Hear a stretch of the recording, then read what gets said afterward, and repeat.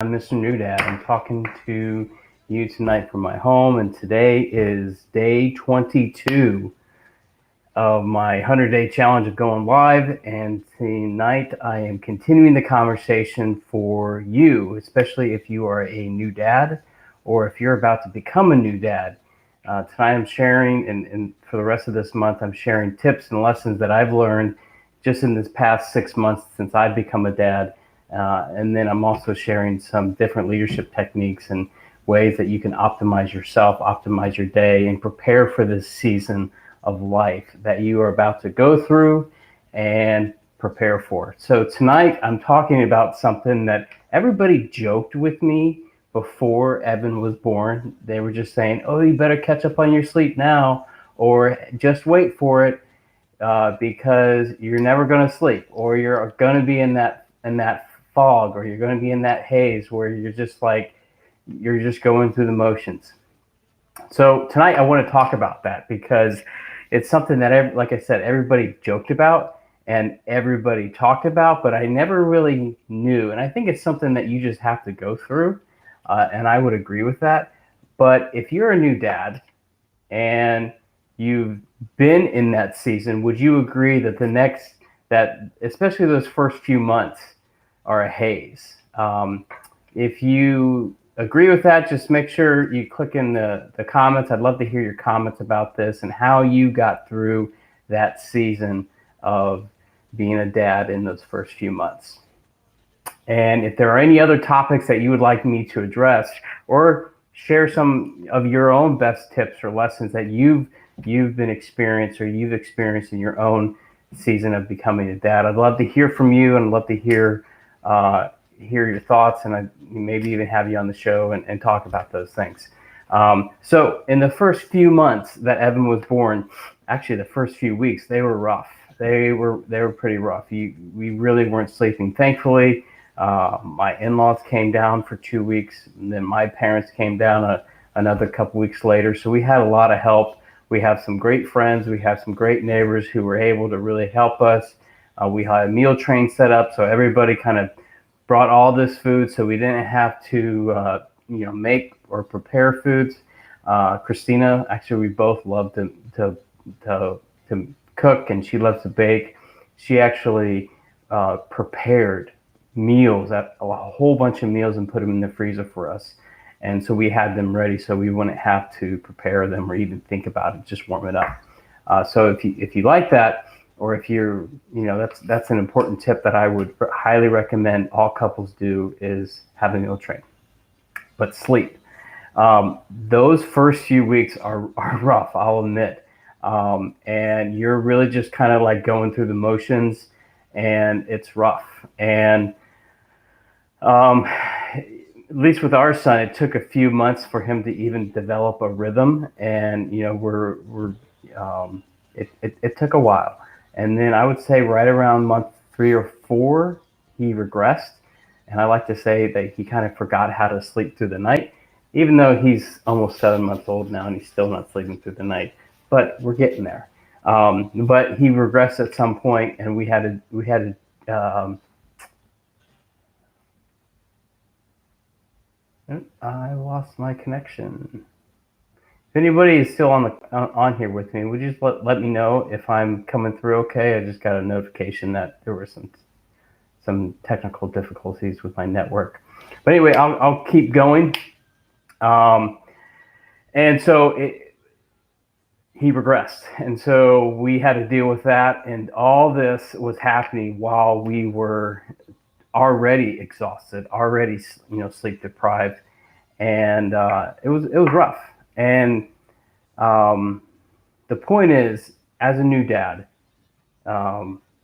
if you are a new dad, or if you're about to become a new dad, you're going to be exhausted, especially when you have full days, especially when you return to work. You have commitments, you have all these things. You're going to be exhausted. But another tip that I would encourage that all men remember is that you're a team with your wife. And it's important to remember that how each other responds to stress and to sleep, little sleep. This was probably the first time that I've ever experience how Christina responds to little sleep. And it was a learning experience for me as much as it was for her. But you have to learn how to certainly communicate and know when to sleep, know when to take a nap, know when to help each other, know when you need help around the house or whatnot, because you're not going to be 100%. You're not going to be fully present. You're not going to be fully aware, and you really need to leverage one another and help one another during those times because we certainly did. It helped us. Yeah, certainly there were some challenges there, but we worked through them, and you learn how to operate. You learn how to depend on one another. Or if she's really tired or I'm really tired and you need to take a nap, go take a nap and then flip flop, or take the baby while he's up and let her sleep. Everyone always told us to sleep when he sleeps, and like I said, that worked in the beginning. I would say probably the first month or two, but once he develops a rhythm, here's 6 months, and he's still waking up at, gosh, 4 a.m. and he's like wide awake, he's hungry, and he's ready to play. And I'm just like, oh man, I'm not ready to get up, and it's tough. It really is. But one of the questions I wanted to ask you, if you are either a new dad or if you're in that season of becoming a new dad or you're about to become one, is how do you respond when you're tired? Do you know that about yourself? Like, how do you react? Do you have that self-awareness or that emotional intelligence about yourself? Furthermore, do you know how your wife reacts or responds? And does she know that about you and vice versa? Because those are the things that will certainly help you avoid a lot of arguments and really help you prepare to be your best self and get through those days, because like I said, they're going to be tough.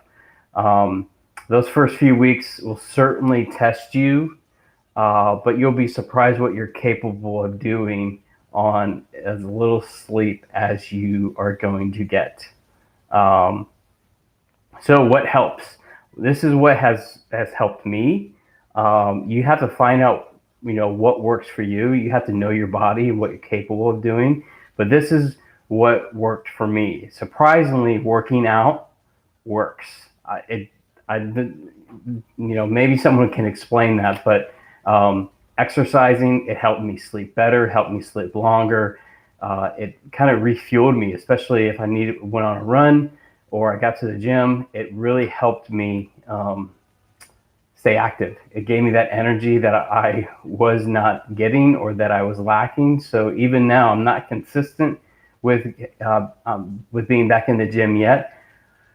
But man, I went 2 days ago and it was just like, oh my gosh, this is great. I got an hour and I felt awesome. So working out really helps me to get that energy that I'm lacking when I'm not sleeping or when I'm tired. Another thing that really helped me in those first few months was trying to stay active as most I can. If I couldn't get to the gym, I would take a walk. I would I would go out to our sunroom and do yoga. I'd find those opportunities to really, just have a quiet time or have some just like do yoga or do something just to kind of keep my mind focused or at peace. And so I had to find those things that really helped me, and it certainly helps, especially like I said, when your son or daughter is at that 6 to 8 month age range and they're regressing or they're getting up bright and early and you got a full day ahead of you.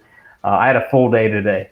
I'm still in the reserves, and so I had my reserve weekend started today and tomorrow, and it's been a long day, but I really want to stay consistent, and I want to deliver these things because these are learning lessons that are going to be helpful to many other people who are going to be watching this. So I wanted to make sure that I did that.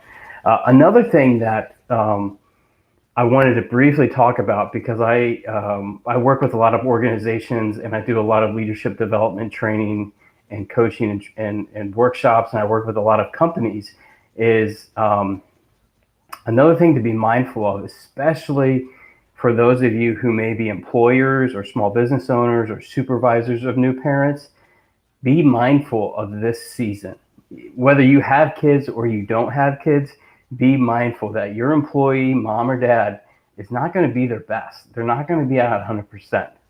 And I'm not saying to back off on them, but what I am encouraging you to do is to be mindful of that, and encourage you to practice a little empathy, a little grace, because those little things really do go a long way. When you were just like, hey, I know you're in this transition. How can I help you, or how can we help you? Or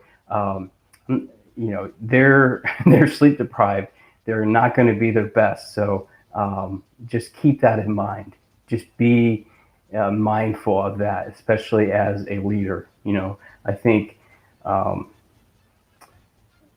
like I said, I think that really goes a long way when you show that empathy towards people and you have that grace, and it's really helpful. So I hope this was helpful. Again, if you have any comments to add, or if you had any suggestions or tips, or share what has worked for you, I'd love to hear it. And until tomorrow, be awesome. Have a great night. And I'm going to be going to bed soon. So be well. Talk soon. Take care.